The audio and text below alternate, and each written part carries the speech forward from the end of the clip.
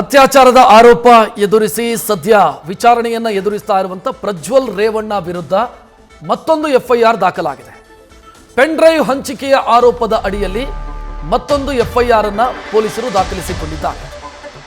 ಇನ್ನು ಇಂಟ್ರೆಸ್ಟಿಂಗ್ಲಿ ಈ ಎಫ್ಐಆರ್ ನಲ್ಲಿ ಮಾಜಿ ಶಾಸಕ ಪ್ರೀತಮ್ ಗೌಡ ಕೂಡ ಆರೋಪಿ. ಪ್ರೀತಮ್ ಗೌಡ ಅವರನ್ನ ಕೂಡ ಆರೋಪಿ ಅಂತ ಈ ಎಫ್ಐಆರ್ ಅಲ್ಲಿ ಉಲ್ಲೇಖಿಸಲಾಗಿದೆ. ಬೆಂಗಳೂರಿನ ಸೈಬರ್ ಕ್ರೈಮ್ ಠಾಣೆಯಲ್ಲಿ ಪ್ರಕರಣ ದಾಖಲಾಗಿದೆ. ಪ್ರಜ್ವಲ್, ಕಿರಣ್, ಶರತ್ ಮತ್ತು ಪ್ರೀತಮ್ ಗೌಡ ಈ 4 ಜನರನ್ನ ಆರೋಪಿಗಳು ಅಂತ ಮಾಡಲಾಗಿದೆ. ಸದ್ಯ ಪ್ರಶ್ನೆ ಇರೋದು, ಪ್ರಜ್ವಲ್ ಆರೋಪಿ ಸದ್ಯ ಕಸ್ಟಡಿಯಲ್ಲಿದ್ದಾರೆ, 3 ಕೇಸ್ ಇದೆ, ಜೊತೆಗೆ ಒಂದು 4ನೇ ಕೇಸು. ಪ್ರೀತಮ್ ಗೌಡಗೆ ಏನಾದರೂ ನೋಟಿಸ್ ಕೊಡಲಾಗತ್ತಾ ಅನ್ನೋದು ಸದ್ಯಕ್ಕಿರುವಂತ ಪ್ರಶ್ನೆ. ಒಂದು ವಾರ ಆಗಿದೆ, ನಿಮ್ಮ ಹೆಸರಿದೆ ಗೊತ್ತಿಲ್ಲ, ಚೆಕ್ ಮಾಡ್ತೀನಿ ಈಗ. ಚಿಕ್ಕದಾಗಿ ಹೇಳ್ಬಿಟ್ಟು 100% ರಿವರ್ಸ್ ಮಾಡ್ತೀನಿ. ನಾನು ಇಲ್ಲಿಗೆ ಬರ್ತೀನಿ, ಇಲ್ಲಿಗೆ ವಾಪಸ್ ಬಂದು ರಿವರ್ಸ್ ಏನು ಗಣೇಶ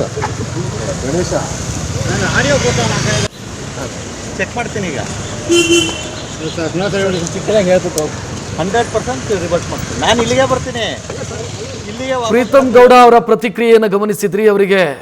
ಅವರನ್ನ ಎಫ್ಐಆರ್ ನಲ್ಲಿ ಆರೋಪಿ ಅಂತ ಉಲ್ಲೇಖಿಸಿರೋ ಬಗ್ಗೆ ಗೊತ್ತಿಲ್ಲ ಅಂತ ಹೇಳ್ತಿದ್ದಾರೆ. ಅವ್ರನ್ನ ಚೆಕ್ ಮಾಡ್ತೀನಿ, ಆನಂತರ ಪ್ರತಿಕ್ರಿಯೆ ಕೊಡ್ತೀನಿ ಅಂತ ಹೇಳ್ತಿದ್ದಾರೆ. ಒಟ್ಟು 4 ಮಂದಿ ಆರೋಪಿಗಳ ಪೈಕಿ ಪ್ರೀತಮ್ ಗೌಡ ಅವರನ್ನ ಕೂಡ ಆರೋಪಿ ಅಂತ ಮಾಡಲಾಗಿದೆ.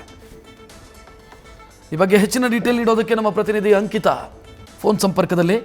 ಅಂಕಿತಾ, ಏನ್ ಕೇಸ್ ಇದು? ಪ್ರೀತಮ್ ಗೌಡ ಮತ್ತು ಪ್ರಜ್ವಲ್ ಇಬ್ರು ಒಂದೇ ಕೇಸ್ನಲ್ಲಿ ಆರೋಪಿ ಅಂತಂದ್ರೆ ಯಾವ ಕೇಸ್ ಇದು? ರಕ್ಷಿತ್, ಈಗಾಗಲೇ ಬಿಜೆಪಿ ಮಾಜಿ ಎಂಎಲ್ಎ ಆಗಿರುವಂತಹ ಪ್ರೀತಮ್ ಗೌಡ ಅವರ ವಿರುದ್ಧವೂ ಕೂಡ ಎಫ್ಐಆರ್ ದಾಖಲಾಗಿದೆ. ಪ್ರಜ್ವಲ್ ರೇವಣ್ಣ ಅವರ ವಿರುದ್ಧ ದಾಖಲಾಗಿರುವಂತಹ 4ನೇ ಎಫ್ಐಆರ್ ಏನಿದೆ, ಆ ಎಫ್ಐಆರ್ ನಲ್ಲಿ ಪ್ರೀತಮ್ ಗೌಡ ಅವರು ಕೂಡ ಆರೋಪಿಯಾಗಿರುವಂತದ್ದು. ಸಂತ್ರಸ್ತೆಯಿಂದ ಪ್ರಜ್ವಲ್ ಲೈಂಗಿಕ ದೌರ್ಜನ್ಯ ಎಸಗಿ ವಿಡಿಯೋ ಮಾಡಿದ್ರಲ್ಲ, ಆ ವಿಡಿಯೋವನ್ನ ಶೇರ್ ಮಾಡಿರುವಂತಹ ಆರೋಪ ಈಗ ಮಾಜಿ ಶಾಸಕರಾಗಿರುವಂತಹ ಪ್ರೀತಮ್ ಗೌಡ ಅವರ ಮೇಲೆ ಕೇಳಿ ಬಂದಿದೆ. ಹಾಗಾಗಿ SIT ಅವ್ರಿಗೂ ಕೂಡ ನೋಟಿಸ್ ಅನ್ನ ಕೊಡೋದಕ್ಕೆ ಈಗಾಗಲೇ ಎಲ್ಲಾ ರೀತಿಯ ಸಿದ್ಧತೆಗಳನ್ನ ಮಾಡ್ಕೊಂಡಿದ್ದಾರೆ. ಅಂದ್ರೆ ಏನು ಲೈಂಗಿಕ ದೌರ್ಜನ್ಯ ಎಸಗಿ ಅದನ್ನ ವಿಡಿಯೋ ಮಾಡ್ಕೊಂಡಿದ್ರಲ್ಲ, ಆ ವಿಡಿಯೋ ಹಂಚಿಕೆ ಸಂಬಂಧ ಈಗ ಮತ್ತೊಂದು ಎಫ್ಐಆರ್ ಅನ್ನ ದಾಖಲು ಮಾಡಿರುವಂತದ್ದು. ಆ ಎಫ್ಐಆರ್ ನಲ್ಲಿ ಈಗ ಪ್ರೀತಮ್ ಗೌಡ ಅವರು 4ನೇ ಆರೋಪಿಯಾಗಿದ್ದಾರೆ. ಹಾಗಾಗಿ ಅವ್ರಿಗೂ ಕೂಡ ನೋಟಿಸ್ ಅನ್ನ ಕೊಟ್ಟು ವಿಚಾರಣೆ ಮಾಡೋದಕ್ಕೆ ಎಲ್ಲಾ ರೀತಿಯ ತಯಾರಿಗಳನ್ನ ಮಾಡ್ಕೊಂಡಿದ್ದಾರೆ. ಮೊದಲನೇ ಆರೋಪಿಯಾಗಿ ಪ್ರಜ್ವಲ್ ರೇವಣ್ಣ ಅವರು, ಜೊತೆಗೆ 2ನೇ ಆರೋಪಿಯಾಗಿ ಕಿರಣ್, ಹಾಗೆ 3ನೇ ಆರೋಪಿ ಶರತ್, ಹಾಗೆ 4ನೇ ಆರೋಪಿ ಪ್ರೀತಮ್ ಗೌಡ ಅವರನ್ನ ಈಗಾಗಲೇ ಈ ಒಂದು ಎಫ್ಐಆರ್ ನಲ್ಲಿ ಮಾಡಲಾಗಿದೆ. ಸೈಬರ್ ಕ್ರೈಮ್ ನಲ್ಲಿ ದಾಖಲಾಗಿರುವಂತಹ ಈ ಎಫ್ಐಆರ್ ಆಧಾರದ ಮೇಲೆ ಈಗಾಗಲೇ ಅಧಿಕಾರಿಗಳು ಕೂಡ ಪ್ರಕರಣವನ್ನ ಸೀರಿಯಸ್ ಆಗಿ ತಗೊಂಡು ಇನ್ವೆಸ್ಟಿಗೇಷನ್ ಮಾಡೋದಕ್ಕೆ ಮುಂದಾಗಿದ್ದಾರೆ.